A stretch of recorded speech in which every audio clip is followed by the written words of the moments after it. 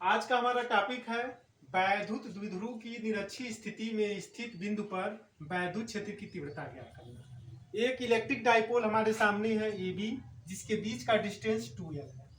ए पर minus Q charge है, B पर प्लस क्यू चार्ज है। इस इलेक्ट्रिक डाइपोल का मध्य बिंदु O है, इससे r डिस्टेंस पर एक बिंदु P है जहां हमें वैद्युत क्षेत्र की तीव्रता ज्ञात करनी है। इंटेंसिटी ऑफ इलेक्ट्रिसिटी हमें मेजर करनी है। प्लस क्यू आवेश के कारण जो वैद्युत क्षेत्र की तीव्रता काम करेगी E1, इसका डायरेक्शन इधर होगा। माइनस क्यू आवेश के कारण जो वैद्युत क्षेत्र की तीव्रता काम करेगी इसका डायरेक्शन इधर हो गया। ये E1 हो गया, ये E2 हो गया। ठीक, तो सर्वप्रथम हमको करना क्या होगा कि हमको PV दूरी कैलकुलेट करना होगा और PA दूरी कैलकुलेट करना होगा। इसके लिए अब देखेंगे तो POB एक समकोण त्रिभुज है। POB एक समकोण त्रिभुज है। अगर इसको हम थीटा कंसीडर कर लेंगे तो यह लंब हो जाएगा, यह आधार हो जाएगा, यह कर्व हो जाएगा। तो जब हम PB कैलकुलेट करेंगे तो PB का स्क्वायर बराबर हो जाएगा R square plus L square. तो PB की वैल्यू जब निकालेंगे तो अंडर रूट हो जाएगा R square under root R square plus L square. यह जो PB का डिस्टेंस हो जाएगा under root R square plus L square. यहाँ भी PA का जो डिस्टेंस हो जाएगा under root R square plus L square हो जाएगा। अब यहाँ ध्यान देंगे, सबसे पहले हम यहाँ लिखेंगे प्लस क्यू आवेश के कारण, स्टेटमेंट आप लिखेंगे यहाँ प्लस क्यू आवेश के कारण बिंदु P पर वैद्युत क्षेत्र की तीव्रता E1 बराबर 1/4 पाई एप्सिलॉन नॉट, फार्मूला है Q by under root R square plus L square. ये समीकरण नंबर 1 हो जाएगा। और यहाँ यहाँ लिख दिया जाएगा PB दिशा में, P से BP दिशा में, B से P की तरफ हम जा रहे हैं। पुनः हम लिखेंगे माइनस क्यू के कारण, माइनस क्यू आवेश के कारण वैद्युत क्षेत्र की तीव्रता E2 बराबर 1/4 pi epsilon nought Q by under root R square plus L square. इसको हम इक्वेशन 2 मान लेंगे और यहाँ हमने लिख दिया है PA दिशा में। ठीक है, क्योंकि यहाँ वैद्युत क्षेत्र की दिशा जिधर माइनस चार्ज होगा उधर ही होगा, तो यहाँ हम लिख देंगे PA दिशा में, P से A की तरफ। ठीक, अब एक कंसेप्ट और मैं आपको सिखा रहा हूँ कि आपने क्लास 11th में पढ़ा होगा कि दो तरह के घटक होते हैं, एक क्षैतिज घटक होता है, एक ऊर्ध्वाधर घटक होता है। अगर यहाँ परिणामी E मान लेंगे तो यहाँ E cos थीटा होगा जो x एक्सिस पर होगा, और जो y एक्सिस होगा वो E sin थीटा होगा। इसी रिस्पेक्ट में अगर ध्यान से देखिए स्टूडेंट, बिंदु P पर अगर हम इसको ऐसे एक लाइनिंग कर लें तो यह ऊर्ध्वाधर घटक हो जाएगा। और यह E1 देखिए, E1 यहाँ है, यह परिणामी E हो गया, यह E2 हो गया, यह E2 हो गया। अब हम E कैलकुलेट करेंगे, जब यहाँ पर हम देखेंगे तो ये देखिए ऊर्ध्वाधर डायरेक्शन में है तो इसके रिस्पेक्ट में यह हो जाएगा E1 sin थीटा, और इसके रिस्पेक्ट में हो जाएगा E1 cos थीटा। पुनः इसके रिस्पेक्ट में देखेंगे तो यह ऊर्ध्वाधर घटक हो गया, ये क्षैतिज घटक हो गया, तो ये हो जाएगा E2 sin थीटा और ये हो जाएगा E2 cos थीटा।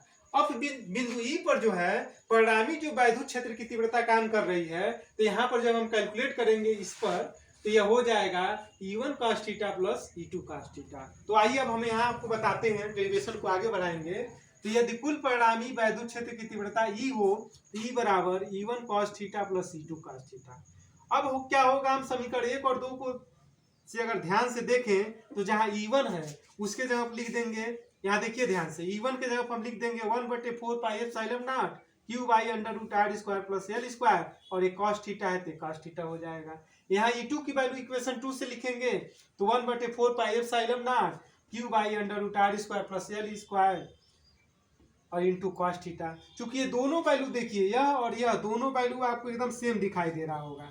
ठीक है, तो जब दोनों वैल्यू सेम है तो हम इसको ऐसे लिख सकते हैं, E बराबर यहाँ लिख देंगे 2, इस 2 को हटा देते हैं तो हम ऐसे लिख देंगे, जैसे अगर यह x है, दोनों x को जोड़ेंगे तो 2x हो जाएगा। तो जब दोनों को जोड़ेंगे तो E बराबर 2 1/4 pi epsilon nought Q by under root R square plus L square cos theta. इस 2 को हम यहाँ न लिख करके आइए हम यहाँ लिख देते हैं 2 cos थीटा हो गया। ठीक है, अब हम क्या करेंगे, ये जो under root R square plus L square का जब हम स्क्वायर करेंगे तो यहाँ से अंडर रूट हट जाएगा और ये वैल्यू हो जाएगा E बराबर 1/4 पाई एप्सिलॉन नॉट, और ये अंडर रूट हट जाएगा तो ये हो जाएगा Q/R square plus L square into 2 cos theta. अब हमारे सामने एक और समस्या आ गई, इस 2 का cos थीटा की वैल्यू क्या होगा।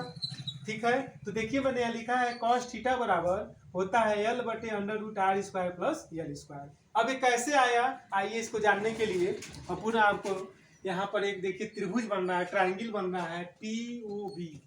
पीओबी में अगर ये थीटा है, इसके सामने लंब हो गया, ये आधार हो गया, या कर्ण हो गया। तो cos थीटा बराबर फार्मूला होता है आधार बटे कर्ण। तो ये आधार हो गया यल, ये देखिए यल हो गया, और कर्ण की जगह पे क्या लिख देंगे, R square plus L square, are square plus L square. तो आपको समझ में आ गया होगा कि cos थीटा की वैल्यू यल बटे under root are square plus L square कैसे आया होगा। अब ये वैल्यू यही पुट कर देंगे। देखिए ये जो वैल्यू ये cos थीटा का है, हमने जब यहाँ पुट कर दिया है, ई बराबर 1/4 पाई एप्सिलॉन नॉट क्यू बटे R square plus L square हो गया into 2l under root are square plus L square हो गया। अब एक फार्मूला और आपको जानना होगा कि यदि द्विध्रुव आघूर्ण P हो तो P का फार्मूला होता है P बराबर 2QL। तो देखिए 2QL, ये जो 2QL है इसको किससे रिप्लेस कर देंगे, P से रिप्लेस कर देंगे। और एक चीज और समझते रहिएगा कि अंडर रूट जो x square are square plus L square है, under root are square plus L square, इसको लिखने का तरीका हम ऐसे भी लिख सकते हैं R square plus L square, और इस अंडर रूट को हम 1/2 भी लिख सकते हैं। तो ई बराबर 1/4 pi epsilon naught 1/4 pi epsilon naught हो गया, 2QL हो गया, 2QL हो गया, R square L square, are square L square हो गया। इसको हमने लिख दिया, चूंकि एल यहाँ आ गया तो यहाँ बचा 1/r square plus L square, और अंडर रूट को हमने क्या लिख दिया 1/2। अब आइए, अब इन दोनों को जब हम जोड़ के लिखेंगे एक साथ तो क्या होगा, equal to 1/4 pi epsilon naught into P. अब देखिए 2QL को हमने रिप्लेस कर दिया किससे, P से, तो यहाँ हमने P लिख देंगे 1/4 पाई एप्सिलॉन नॉट P बटे। अब देखिए यहाँ पावर 1 है और यहाँ पावर 1/2 है, तो जब 1 और 1/2 दोनों पावर को जब जोड़ेंगे तो इसकी वैल्यू 3/2 हो जाएगी। ठीक है, तो हम इसको जब एक साथ लिखेंगे तो लिख देंगे 1/4 पाई एप्सिलॉन नॉट P बटे R square plus L square 3/2। इन दोनों, चूंकि यहाँ पावर 1 है यहाँ पावर 1/2 है, दोनों को हम जोड़ देंगे तो 3/2 हो जाएगा। उसके बाद हमने लिखा है यदि L is less than R, मतलब L की वैल्यू जो यहाँ है इतना सूक्ष्म है कि हम इसको जीरो कंसीडर कर सकते हैं। तो हम यहाँ जब जीरो कंसीडर कर लेंगे तो इसकी वैल्यू जीरो हो जाएगा। तो हम लिख सकते हैं 1/4 पाई ई बराबर 1/4 pi epsilon naught into P, और चूंकि R square plus L square को जब इसको हम जीरो कंसीडर कर लेंगे तो यहाँ बचा आर स्क्वायर, तो यहाँ लिख देंगे आर स्क्वायर और पावर 3/2 हो जाएगा। तो आर स्क्वायर पावर 3/2, तो 2 से 2 क्या हो जाएगा, कैंसिल हो जाएगा। तो क्या बचा है यहाँ ई बराबर 1/4 pi epsilon naught P by, अब देखिए आर से स्क्वायर कट गया तो आर पर पावर कितना बचा, 3 बचा। तो यही equal to 1/4 pi epsilon naught P by R cube जो है फार्मूला है किसका, वैद्युत द्विध्रुव की निरक्षी स्थिति में स्थित बिंदु पर वैद्युत क्षेत्र की तीव्रता।